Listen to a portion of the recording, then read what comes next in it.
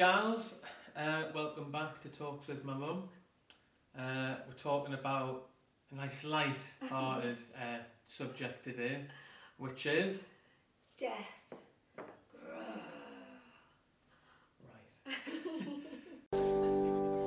Death! Death is coming. Death is here. Who's that knocking at the door? Yes, it's death. I can't necessarily think that I've ever kind of had a conversation around like death per se. It's been something that you just kind of grow into and kind of figure out for yourself. Like you see it happen on like TV, and like your friends tell you that like, oh, like my grand died or someone died, or like you hear of someone's like parents dying, unfortunately, and it's kind of, but again, like even within that, you don't know how to have conversations with your friends about it, because you don't talk about it as much with your parents. Therefore, you don't really have the skills to kind of almost console somebody in the correct way when it is like a friend. Because I mean, I've got friends whose parents have died, and I don't think I've ever felt 100% comfortable in kind of approaching the topic when it has happened and kind of being like, oh well, I hope like, all you can really do is oh, I hope you're doing okay, and you know how awful. Like I'm like in that classic thing when you go, oh I'm sorry, and then that's it. Like it's a lovely thing to say, but at the same time it's like, why can't there be more? We all deal with death and loss in different ways. I'm kind of comfortable with it, but I think that that's because as you get older you lose more people, and you kind of grow into death, as you know, kind of profound as that might sound. You do grow into it. You learn how to deal with it. You learn how to deal with other people who have had loss. I suppose, but then you know it's kind of like as you grow up and you go to funerals, it's kind of like everything around the topic is just like somber and like a bit mundane, and let's all wear black. Black is such a happy color. Is it maybe not, you know, because I just think, is it not like a societal thing that like in a Western culture we've just created this idea of like what death should be like on the day of funerals per se?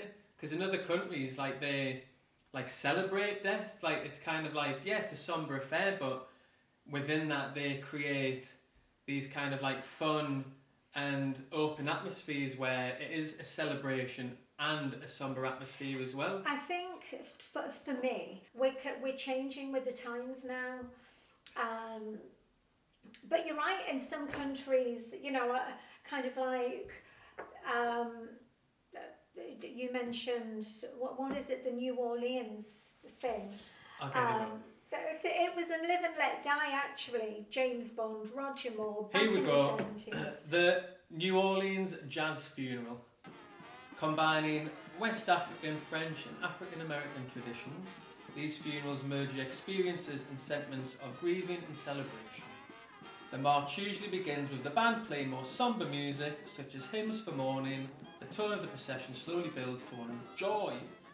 But I want that. Yeah. Rather than when you're like driving around and it's like a procession of black cars and like you're just kind of there like... Hello darkness, my old friend. I know, but...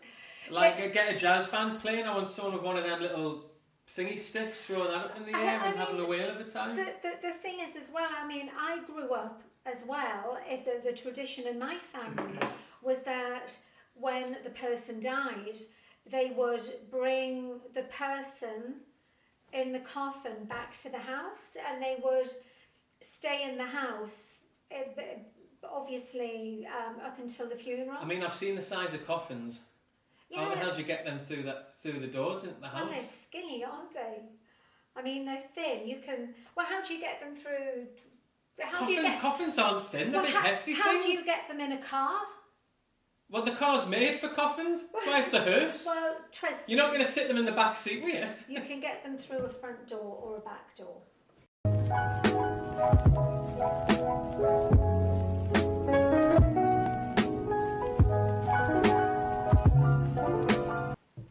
So, in Madagascar,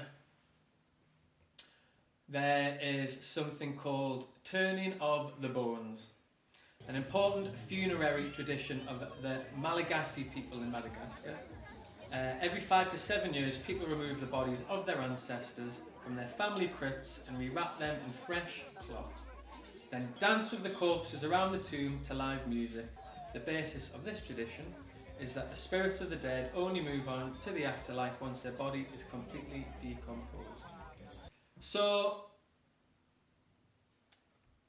there's kids who are going to be part of this tradition from, say, the age of 7, 13, like helping the families dig up decomposing bodies, rewrapping them, dancing around, listening to music. Like, if that's not like... I mean, it's a bit macabre. Yeah, but they've grown. They've grown.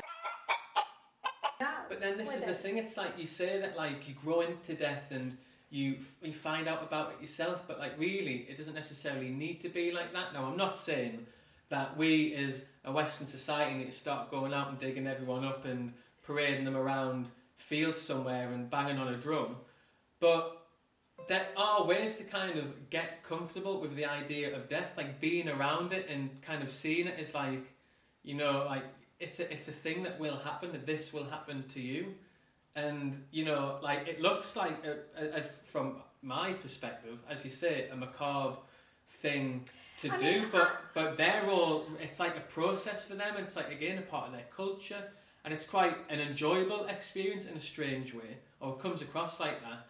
Like, it's just this, like, nice process of, like, the way they, like, reclothe them and, like, wash them and, like, everyone is kind of outside having, like, a nice time, and it's, like, a real celebratory thing.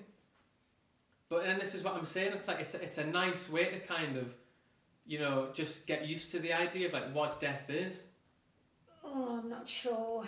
I'd like to have my bones dug up. But anyway, I appreciate that, each to their own. Well, don't worry if you don't want. I'm not going to dig you up. Like I'm not going to make this a thing. Mama said that. My mama said that. My mama said that. She's going to say yes. But I think the thing is, maybe the reason why we don't talk about death is because, I mean, obviously some people are scared of it. They don't want to die. They don't want to think about what's going to happen. Yeah, true. When it's my time, I'm not frightened of dying, and for me that's because when I have lost people, particularly it started for me when I lost my grandfather, who I was really close to. Then I started thinking about, well, what happens after we die? Is there a life after death? You know, where do we go? Where do our spirits go? And so I visited kind of clairvoyants and tarot readers, but because I was really that distraught when he died, I wanted to make sure that he was okay. So I feel and I believe that there is something else. Mm-hmm. So that is what makes me not afraid of dying, because I believe that I'll get answers to things that I would like to have answers to. From people who have died and so on and so forth. So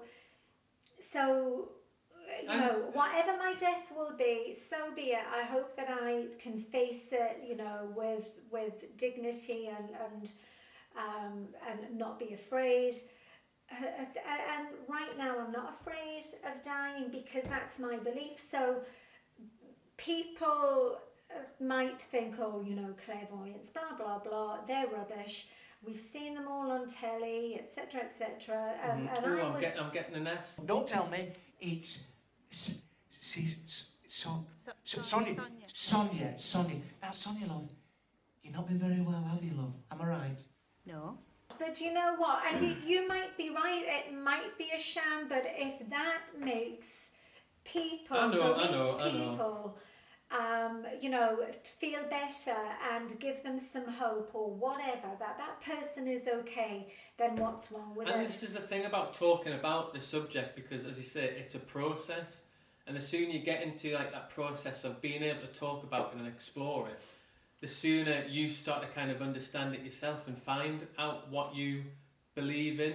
Because within death, it's like, you know, like you do grow into something that gives you a sense of like, well, what is life about and what does happen after we die? As you say, you kind of believe in...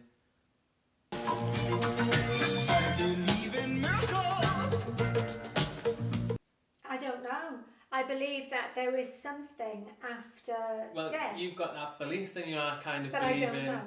kind of just this idea that, like, you know, again, I don't necessarily know what happens, but I kind of get comfort from thinking that, like, well, you know, we're part of this universe that is made up of atoms, and, you know, we ourselves are, and they kind of like go back into the earth, and, you know, where you go within that and what happens to you, I'm not too sure, but it's kind of like, you know, you don't just disappear and then that's it. Like, something, you become part of something else, something greater. Your soul moves on, your spirit Well, moves yeah, on. who knows? And, you know, it's something I'm still exploring, but only because I've kind of, again, just started discussing it and getting more comfortable talking about it. Are you afraid of dying? I mean, I probably was, still am a bit, but not as much as I used to be, because I'm exploring the idea more and kind of talking about it more.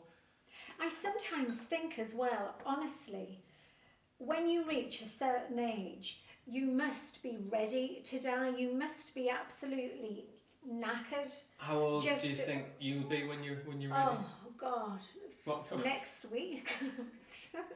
But anyway, so that's my thoughts on death. Anyway, don't be afraid. It's going to happen to us sooner or later.